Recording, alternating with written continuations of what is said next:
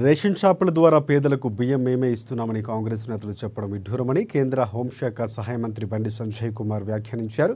ఈ సందర్భంగా రాష్ట్ర ప్రభుత్వాన్ని ఉద్దేశించి మాట్లాడుతూ, నేను అడుగుతున్నా మీరు పేదలకు ఇచ్చే బియ్యం విషయంలో కిలోకు 10 రూపాయలు మాత్రమే ఖర్చు చేస్తున్నారు. కానీ మోదీ ప్రభుత్వం కిలోకు 37 రూపాయలు ఖర్చు చేస్తుంది. ఇందులో ఎవరు గొప్ప అని ప్రశ్నించారు బండి సంజయ్. ఇక నరేంద్ర మోదీ ఇస్తున్న పైసలతో ఇంతకాలం మంచి బియ్యం ఇవ్వకుండా ప్రజలు ఇబ్బంది పెట్టిన రాష్ట్ర ప్రభుత్వం ఇప్పుడు సన్న బియ్యం ఇస్తూ మొత్తం ఖర్చంతా మాదేనని కాంగ్రెస్ చెప్పడం ఆశ్చర్యం కలిగిస్తుందన్నారు. 80 కోట్ల మందికి రేషన్ బియ్యం ఇస్తున్నాం. 80 కోట్ల మందికి 30 కోట్ల మందికి బాత్రూమ్లు కట్టించాము.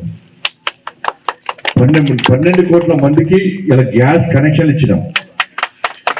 4 కోట్ల మందికి ఇల్లు కట్టించినాం. ఇంకా 3 కోట్ల మందికి ఇల్లు కట్టిస్తున్నాం.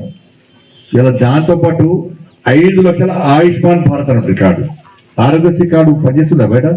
చేతులు పైసలు ఇవ్వాలి. దానికి రేవంత్ రెడ్డి గారు దానికి పైసలు ఇవ్వాలి. అది ఎమర్జెన్సీ కదా, దానికి పైసలు ఇస్తలేడు.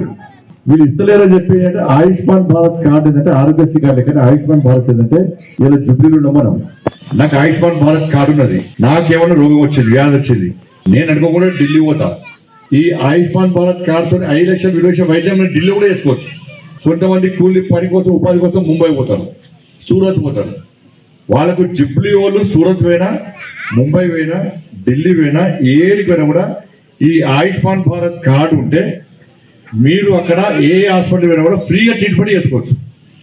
ఆరోగ్యశ్రీ అంటే ఓన్లీ తెలంగాణలో మాత్రమే పనిచేస్తుంది.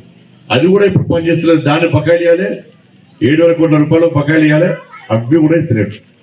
ఇలా ఆయుష్మాన్ భారత్ కార్డు అనేది పేదలకు వైద్యం అందించాలి, పేదలకు ఇబ్బంది పడుతున్నారని చెప్పి దేశం మొత్తం ఈ ఆయుష్మాన్ భారత్ కార్డు, దేశంలో ఏ హాస్పిటల్ పోయినా కూడా మీరు ఆయుష్మాన్ భారత్ కార్డు యూజ్ చేసుకోవచ్చు. ఏదో పనికి హైదరాబాద్ పోతారు, ఆడ అనుకోకుండా ఇబ్బంది అయింది, టక్కని మీ దగ్గర ఉన్న ఆయుష్మాన్ భారత్ ఉన్న హాస్పిటల్ పోతే ఫ్రీ ట్రీట్మెంట్ చేసుకోవచ్చు. ఇట్లా అన్ని కూడా ఇస్తున్నారు. కానీ ఎన్నికలు రాగానే ఓటు అటెత్తున్నారు.